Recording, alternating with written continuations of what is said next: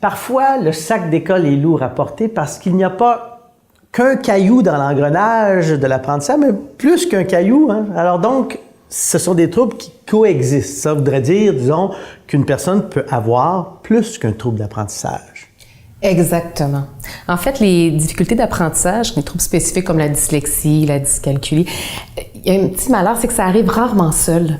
En fait, dans à peu près un tiers des cas, il y a un autre trouble qui vient avec. Donc, on peut avoir les plus fréquents, là, ça va souvent être un trouble du déficit de l'attention avec hyperactivité, le fameux TDAH qu'on entend parler, ou sans hyperactivité.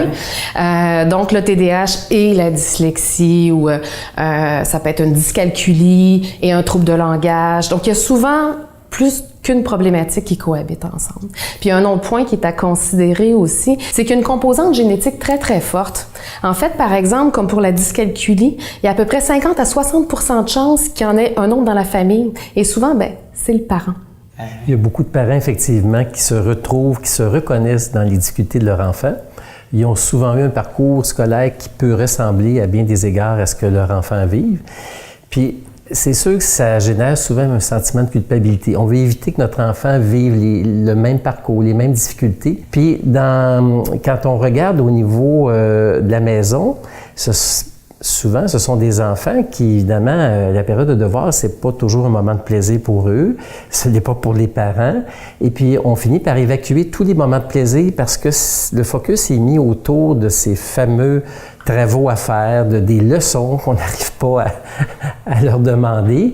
Et puis, vraiment, les moments de plaisir disparaissent. Oui, parce qu'on va enlever les moments de plaisir puisque le moment essentiel pour l'apprentissage par les devoirs a été un échec, disons. Là, on dit, c'est un échec, tu n'auras pas le plaisir qui va arriver. Tout à fait.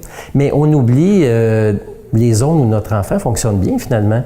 Parce qu'on peut avoir un enfant qui est très bon dans les sports, qui est très bon dans son cours de danse, dans son cours de dessin, mais toute l'emphase est mise autour de ces difficultés-là.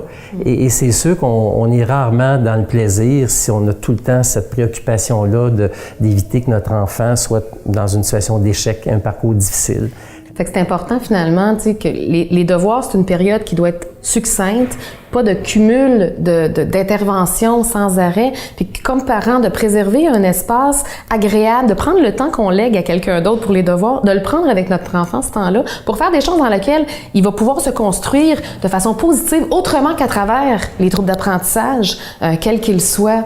Et puis de choisir les bons moments aussi, même à l'école, quand il y a plusieurs troubles qui coexistent, d'être capable de lire comme il faut. En fait, c'est quoi la source du défi et comment compenser mieux par après aussi.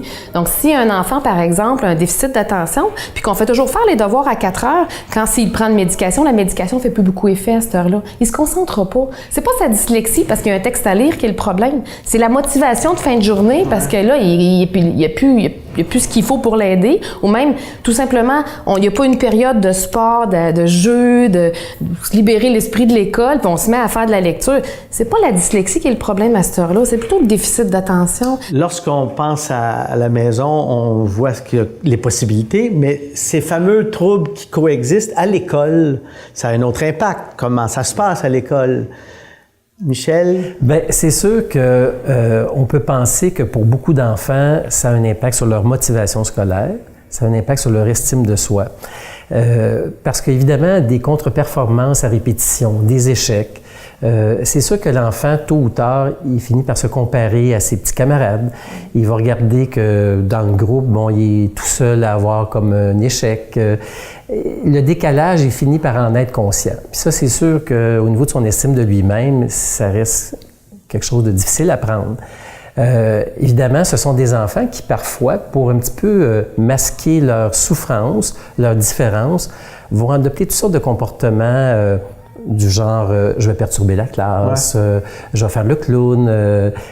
Même certains vont refuser de l'aide parce que c'est trop souffrant pour eux de voir que ils sont pas au même niveau que les autres du groupe. Comme une forme d'évitement, finalement. Comme une forme d'évitement, tout à fait. Comment on fait pour repartir le moteur de la motivation quand apprendre, c'est difficile?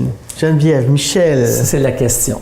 Mais c'est sûr que d'entrée de jeu, il faut peut-être considérer l'enfant dans sa globalité. C'est-à-dire qu'il faut se dire, bien, notre enfant, il a ces difficultés-là, mais il y a toutes des zones de compétences qui sont présentes. Hein? Il y a des talents, il y a des forces, il y a des intérêts. Ça, il faut les avoir en tête, puis il faut pouvoir le refléter à l'enfant pour pas qu'il n'ait pas que le problème. Ouais. Hein? Il est une totalité, puis il faut vraiment avoir en tête qu'à tous les jours, il fait sûrement des choses très bien. Peut-être qu'il fait ses petites tâches de façon exemplaire, mais il faut les saisir, ces petites choses-là, pour lui refléter, puis lui montrer que oui, il se construit, puis de façon positive, en dépit des difficultés. Merci Geneviève, merci Michel.